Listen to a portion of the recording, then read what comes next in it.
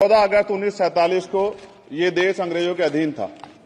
15 अगस्त 1947 को हम लोग आजाद हुए।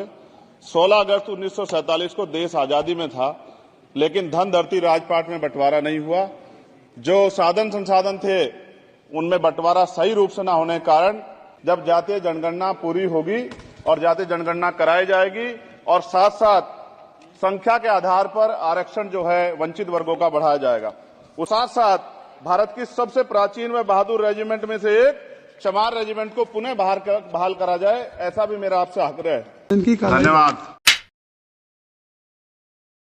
आपने मुझे अवसर दिया, इसके लिए मैं आपका आभारी हूं। सभापति महोदय, सर्वप्रथम मैं बहुजन समाज में जन्मे सभी संतों, गुरुओं, महान पुरुषों को नमन करता हूं, जिनमें महात्मा ज्योतिबा फूले, डॉक्टर बाबा साहब अम्बेडकर और मान्यवर काशीराम साहब को मैं याद भी करता हूं आज के दिन पर। साथ साथ नगीना की महान जनता और भीम आर्मी और हमारी पार्टी आजाद समाज पार्टी काशीराम के साथियों का भी धन्यवाद करता हूं। इसके बाद अपने कुल गुरु जगत गुरु सदगुरु रविदास जी महाराज को भी मैं नमन करता हूं, जिन्होंने दुनिया को लगभग 600 साल पहले बेगमपुरा शहर के रूप में दुनिया का सबसे महान लोकतांत्रिक दर्शन दिया। अध्यक्ष महोदय, माननीय सभापति जी, 14 अगस्त 1947 को ये देश अंग्रेजों के अधीन था।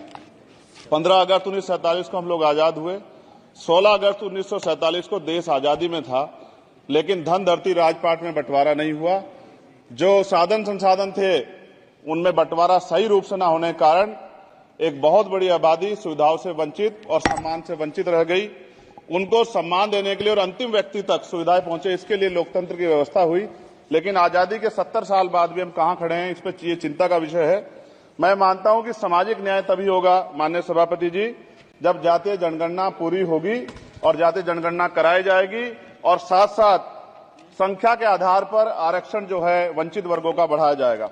उसके साथ साथ जब राष्ट्रपति जी अभिभाषण पर बात रख रही थी तो उन्होंने शहरी और ग्रामीण क्षेत्रों के विकास की बात कही और ये भी कहा कि दुनिया में सबसे उत्तम शहर हमारे यहाँ बने।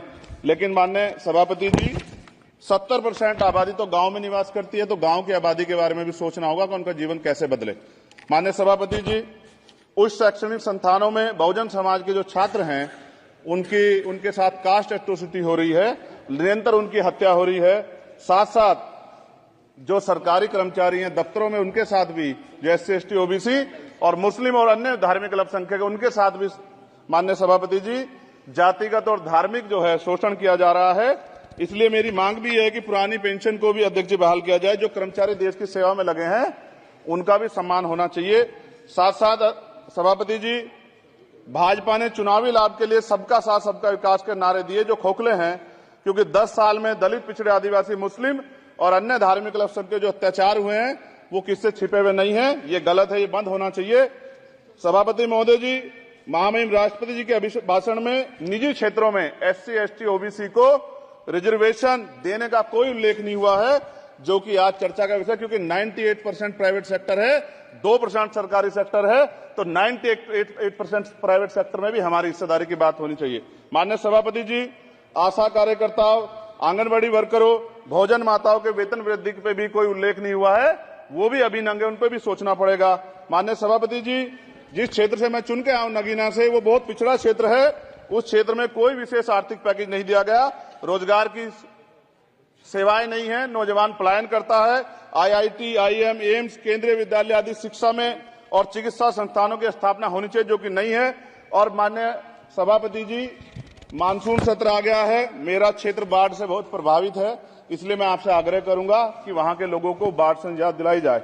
माननीय सभापति जी, चीन हमें आंख दिखा रहा है और लगातार हमारे देश की सीमाओं में घुसपैठ कर रहा है, इसलिए अग्निवीर योजना को हटाकर पुनः सेना भर्ती शुरू की जाए और साथ साथ भारत की सबसे प्राचीन व बहादुर रेजिमेंट में से एक चमार रेजिमेंट को पुनः बहाल करा जाए, ऐसा भी मेरा आपसे आग्रह है। माननीय सभापति जी, पिछले सारे प्रधानमंत्रियों ने मिलकर जितना कर्ज लिया है उससे दुगना कर्ज हमारे वर्तमान के प्रधानमंत्री जी ने लिया है। किसान अगर अपना कर्ज माफ कराने के लिए जाता है तो लाठी झेलनी पड़ती है, जबकि सरकार ने धन्ना सेठों का 15 लाख करोड़ रुपया माफ किया है। इस ओर हमें ध्यान देना पड़ेगा, हमारी आने वाली पीढ़ियों को ये कर्ज चुकाना पड़ेगा। माननीय सभापति महोदय जी, किसानों को MSP की लीगल गारंटी तथा किसानों का कर्ज माफ होना चाहिए। साथ साथ 2 अप्रैल 2018 को SC/ST के बच्चों पे बहुत बड़े पैमाने पे मुकदमे लगे थे। वो हमारी लड़ाई सही थी, ये सुप्रीम कोर्ट ने माना और बाद में सरकार ने माना। वो मुकदमे तुरंत वापस होने चाहिए। माननीय सभापति जी, प्रेस जो है उस पे भी शिकंजा कसा जा रहा है। जो पत्रकार सरकार के खिलाफ बोलता है, नौकरी से हाथ धोना पड़ता है। और सोशल मीडिया हमारा हथियार है, उस पे तरह तरह के प्रतिबंध लगाए जा रहे हैं और विरोध करने वालों को सोशल मीडिया हैंडल भी सस्पेंड करा दिए जा रहे हैं।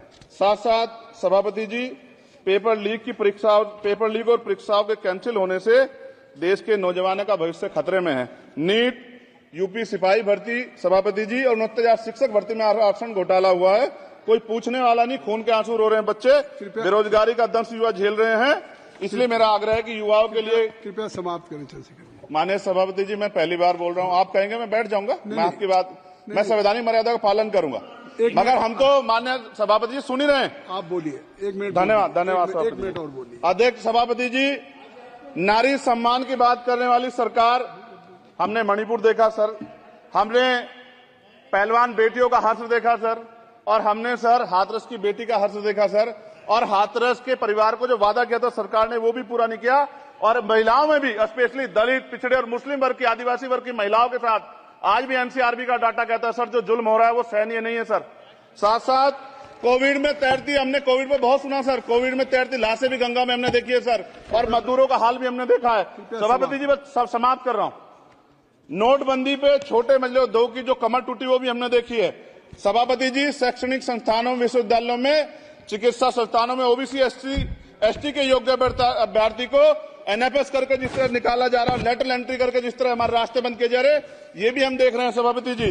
साथ साथ मेरा ये कहना है सर, ये सबका इशू है कि प्राइवेट कर्मचारी सर और सरकारी भी कई जगह पे 8 से ज्यादा घंटों से काम करते हैं और उनको जो सर उचित वेतन भी नहीं मिलता। तो न्यूनतम वेतन 20,000 रुपए तय हो और 24 घंटे की ड्यूटी। उदाहरण के तौर पर यूपी पुलिस सर बहुत पूरा काम करते हैं वो लोग। वो राज्य के विषय हैं। आप सर मैं आपके राज्य सरकार के लिए भी आपके संज्ञान में डाल रहा हूं। विषय सर पुलिस सब जगह है सर, लेकिन सवाल ये है सर, बहुत पसीना बातें हैं, 8 घंटे की ड्यूटी और वेतन विसंगति, वोटर स्कीम से उनको जो है बाहर किया जाए।